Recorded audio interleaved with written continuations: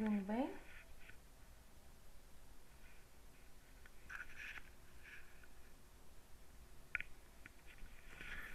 Bom dia, professora. Eu Estão tô me ouvindo ouvindo? sim.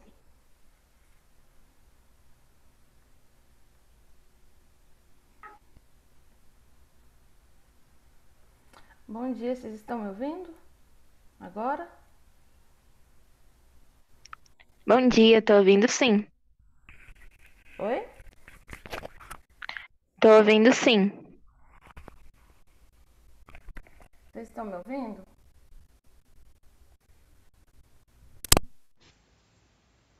E agora, melhorou?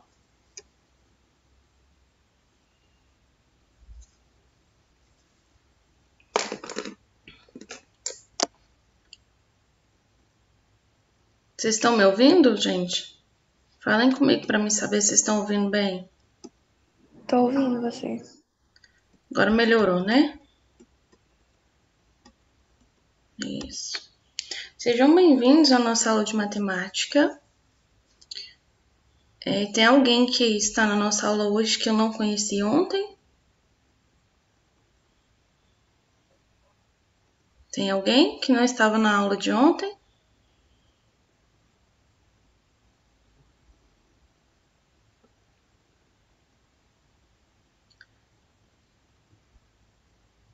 Não?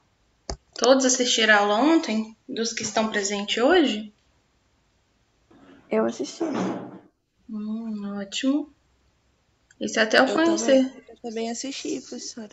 Ótimo, então tá bom. Porque eu gravei, ficou gravado lá a frequência de vocês, mas eu ainda não postei, tá? No sistema. Meninos, já coloquem para mim aqui, por favor, o nome de vocês aqui no bate-papo e a turma para registrar a frequência, tá? Enquanto isso, eu vou esperar só um pouquinho o pessoal ir entrando para a gente iniciar. Hoje a gente tem duas aulas também, viu? A quinta aula nossa será geometria. Eu havia dito para vocês que eu vou ministrar com vocês 3 disciplinas, né? Matemática, Química e Geometria. Então, vamos lá? Vou colocando aí. O que nós falamos ontem de conteúdo? Alguém lembra? Que a gente Conjuntos numéricos. Isso mesmo. Então, nós paramos aqui, nesse mesmo slide. A gente estava aprendendo a interpretar esses exemplos aqui, né? Então, só para relembrar, vou pegar o último exemplo. Aqui está dizendo que o conjunto C, o x ele pertence ao conjunto dos números inteiros. Então, se pertence ao conjunto dos números inteiros, então eu sei que ele tem tanto números positivos quanto números negativos. Condição, essa barra é sempre uma condição. Mas x ele tem que ser maior ou igual a menos 2. Então, a minha condição é só que esse número x, que eu vou representar nesse conjunto, ele tem que ser maior ou igual a menos 2. Não me falou onde ele tem que terminar, nada do tipo.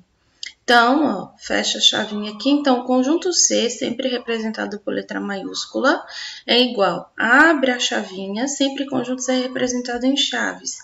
Começo no menos 2 por causa do sinal maior ou igual. E aí, eu vou até onde eu quiser. Menos 2, menos 1, 0, 1 e infinito, porque a condição não me deu um ponto, um número x para mim terminar esse conjunto, tá? Então, tá aí a interpretação desses símbolos aí, tá bom? Então, agora a gente vai dar continuidade ao que a gente viu. Então, olha só. Os conjuntos numéricos, eles podem vir também acompanhados de símbolos, né?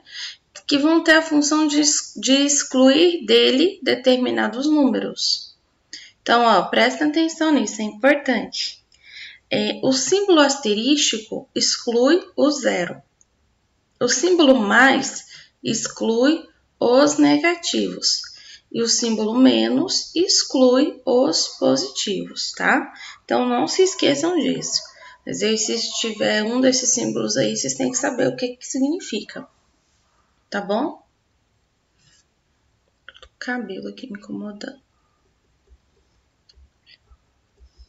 E quando a gente coloca, né, os inteiros em ordem crescente, então vale todos esses conceitos de antecessor e sucessor.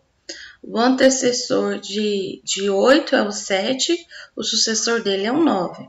Então, nós identifiquem entre as sentenças a seguir as que são verdadeiras. Tranquilo, ninguém está com dúvida não, né? O antecessor de menos 6 é menos 5. Isso é verdadeiro ou falso?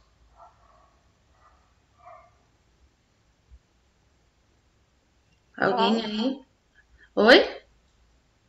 Ó, Falso? falso. Qual que é o antecessor de menos 6? Menos 7, né? É o que vem antes do menos 6, tá?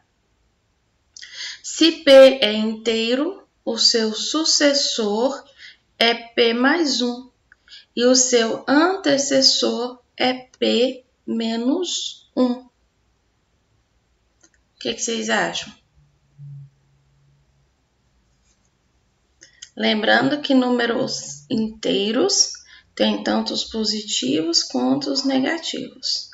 Ele é um número inteiro, então o sucessor dele é P mais 1. Vocês concordam? O sucessor do P, se ele é um número inteiro, ele é positivo ou negativo?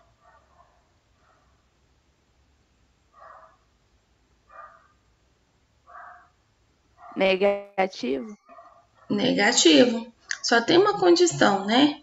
Ele é um número inteiro, mas nós não temos a indicação se ele é um inteiro negativo ou se ele é um inteiro positivo. Então, se ele é inteiro, a gente vai supor que o sucessor dele é positivo e o antecessor dele é negativo, tá? Mas depende muito. Se ele fosse um inteiro negativo, por exemplo, menos 7, o antecessor dele é negativo, o sucessor dele continua sendo negativo, que seria menos 6. Depende muito da condição, né? Se P é par e Q é ímpar, então P mais 1 vezes Q é ímpar. O que vocês acham?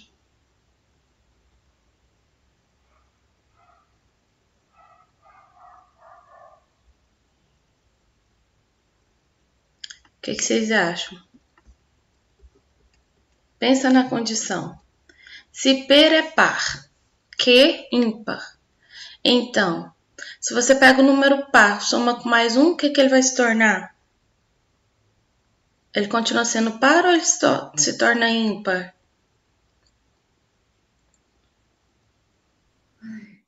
Acho que ele se torna ímpar. Se torna ímpar. Multiplico por um outro número ímpar, ele continua sendo?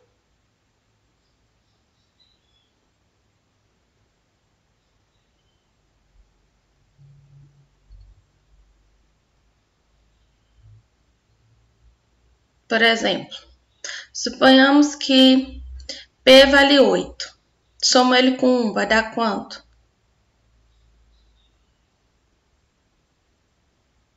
9. 9. Multiplico 9 por 1. Suponhamos que o Q é um número ímpar 1. Multiplico por 1. Então, a resposta é o quê? Ímpar ou par? Ímpar? Ímpar. Ímpar, tá? Então, ó, se você tem um número P, soma com 1, continua sendo ímpar. Multiplica por um número ímpar, a resposta é ímpar, tá? A maioria das vezes, né? Se P é par, Q é ímpar, então P mais Q, agora presta atenção. P mais Q vezes Q mais 1 é par. Nesse caso, Nesse caso, a possibilidade de ser par é maior, ó, porque você vai ter que multiplicar o P com Q, depois o P com 1. Depois você vai multiplicar o Q com Q, depois o Q com 1. Aí, resolvendo todas as equaçõezinhas, você vai chegar em um número par. Por que isso? Porque desses produtos vai dar uma função quadrática, tá?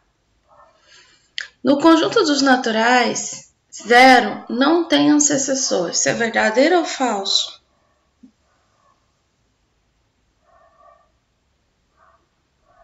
O que vocês acham? Nós estamos falando do conjunto dos números naturais. Só os números positivos, incluindo o 0. O 0 tem antecessor no conjunto dos números naturais? Não, realmente não tem. Já o conjunto dos números racionais, né? Todos aqueles números fracionários. Então, ó, a necessidade de se operar com grandezas que nem sempre podem ser representadas por números inteiros e, consequentemente, exigem subdivisões, levou à criação dos números fracionários, tá? Então, os números racionais seriam isso. Todos esses números aqui, ó, fracionários, 3 dividido por 5, 3 quintos e assim por diante, tá? Divisões com esses, como essas, são definidas com a introdução do conceito de número racional. E outra coisa, o conjunto dos números racionais é representado por um Qzinho maiúsculo, tá? Então, todo quociente P dividido por Q da divisão de um número inteiro P por um número inteiro Q, que ele é diferente de zero, nós chamamos de racional, tá? Então, ó, eu tenho aqui um quociente, uma divisão de um número inteiro por outro número inteiro, e nessa divisão desses números tem que ser diferente de zero, tá bom? Porque senão, se eu dividir por zero, é zero, então ele é chamado de racional. Então, a definição dos conjuntos dos números racionais é essa daqui, ó. Conjunto dos números racionais é x, em que x é igual a P dividido por Q, e P e Q pertence aos números inteiros, mas para que seja racional, o Q, que é o meu denominador, tem que ser diferente de zero. Ficou claro? Vocês conseguiram entender isso daí? Sim. Seu denominador sempre tem que ser diferente de zero, tá? Então, são racionais os seguintes números, ó. 8 dividido por 2, você tem dois números inteiros, um dividido pelo outro, é igual a 4. É um número inteiro. 3 dividido por 7, ele já é fracionário. Então, a gente tem um fracionário de termos inteiros. Já o menos 3 dividido por 8, a gente vai ter um número decimal exato, né? Quando a gente fala decimal exato, vocês sabem o que significa, não é? Vocês sabem? Eu nunca ouvi falar. Decimal exato é aquele número decimal que ele após a vírgula, ele tem uma sequência de números um diferente do outro. Entendeu? Como, por exemplo, isso aqui, ó. Menos 0,375. Parou aí, tá? Porque quando eu tenho um número decimal em que a sequência após a vírgula é uma sequência dos mesmos números, aí eu tenho uma dízima periódica. Quer dizer que ela continua infinita. Por exemplo, você faz uma divisão, pode ser até numa calculadora, quando você divide, dá aqueles números quebrados e continua essa sequência, entende? Quando você faz uma divisão que você chega numa resposta exata, é decimal exato, como por exemplo, menos 0,375, tá? Se alguém depois quiser fazer, vai chegar nesse resultado exato aqui. Quando a gente tem uma sequência em que dá números quebrados e continua Sabe aquela sequência de número que a gente vê na calculadora assim, quando você faz uma divisão? Dessa, por exemplo? Vocês já fizeram alguma do tipo?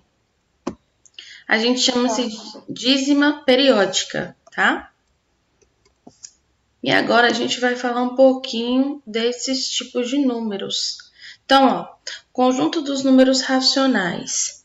Em resumo, são todos os números inteiros, fracionários, decimais exatos e dízimas periódicas.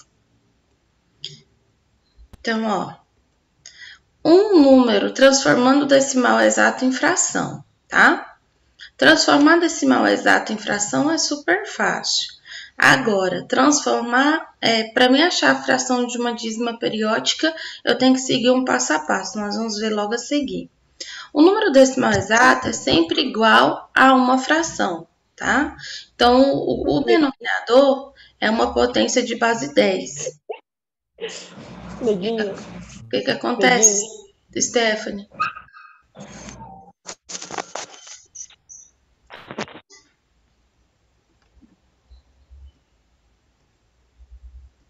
Então, olha só. Um número decimal exato, ele é sempre igual à fração dele, tá bom? Então, o denominador é uma potência de base 10.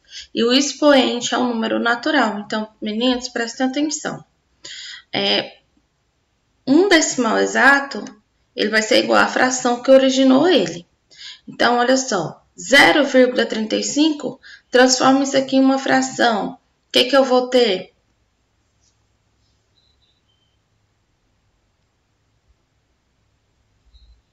Se eu tenho um número depois da vírgula, qual é o meu denominador?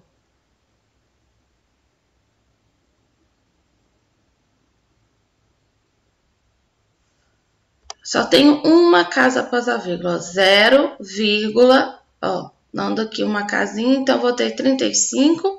Isso aqui é uma base 10. 36, vamos ver isso Vocês estudaram números decimais ano passado também. Vocês lembram, não? Hein? Primeiro? Eu não lembro, não. Lembra, não? Então, eu vou preparar uma aula só ensinando decimal para vocês um pouquinho, para vocês rever isso aqui, esses conceitos. Então, eu vou ter 35 sobre 10, tá? Só que esse 35 sobre 10, vocês vão contar sempre isso aqui, ó. 0,35. Quantos números vocês têm após a vírgula? Quantos números vocês têm depois da vírgula? 2. Então, quer dizer que o seu denominador ele tem que ser 100, tá? Se você tivesse só o 3 após a vírgula, quanto seria o seu denominador? 10. Eu conto assim, tá? Bem simplório para vocês entenderem. Quando eu tenho um número após a vírgula, se fosse, por exemplo, 0,3, então o meu denominador seria 10, tá? 3 sobre 10, tá certo? Número decimal me prova que todos os meus denominadores são de base 10. Ou pode ser de 10, ou pode ser de 100, ou pode ser de 1000 e assim sucessivamente. Até aí todo mundo está acompanhando o raciocínio comigo? Sim? Sim ou não? Sim? Sim. Sim. Então, prestem atenção. Nesse caso aqui, ó, 0,35. Se eu estou ciente que a quantidade de números que eu tenho após a vírgula é o meu denominador, então é impossível ser 10, porque quantos números eu tenho? O que eu vou contar? Unidade, aqui ó, dezena, centena e assim sucessivamente, porque eu não estou falando de unidade, eu estou falando de números decimais, então eu conto de dezena para frente. Se eu tenho um número, então eu tenho uma dezena. Se eu tenho um segundo número de dezena, qual é o próximo? Centena. Então, ó, 35 é o meu número inteiro. Porque eu tenho 35 após a vírgula, 2 números após a vírgula, depois do zero, então meu denominador é impossível ser 10, tá? Tem que ser 100, tá bom? Aqui é só para exemplificar para vocês, porque vocês têm 2 números após a vírgula, é como se você pegasse 10 elevado ao quadrado. 10 elevado ao quadrado, quanto que vocês terão? 100, tá bom? Ficou claro isso? Sim. Na dúvida, vocês vão fazer isso. Vamos seguir o exemplozinho aqui que fica fácil. Professora, o que eu vou fazer então para me saber qual se o meu denominador é 10, 100 ou 1000? Basta fazer isso aqui. Pega o número inteiro, coloca no numerador. Quanto que é o número inteiro que eu tenho aqui? 35, que é o número que eu tenho pós a vírgula, certo? 35, tá? 35. Quantos números eu tenho após a vírgula? 2 números. Então, não é base 10? Vou pegar o 10 e levar ele ao quadrado. 10 vezes 10 nada mais é que é 35 sobre 100. Posso simplificar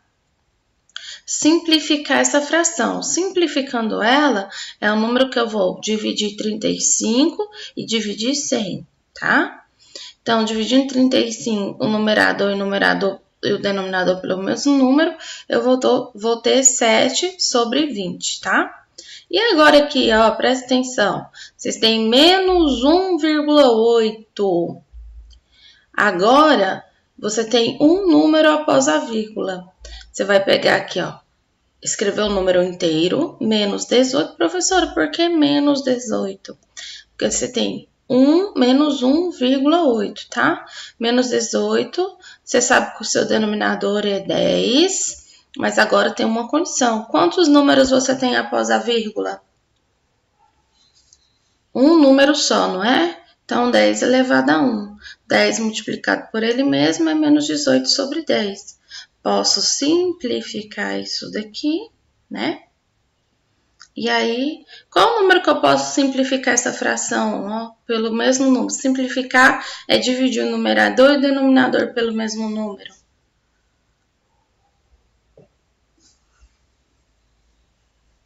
Qual número?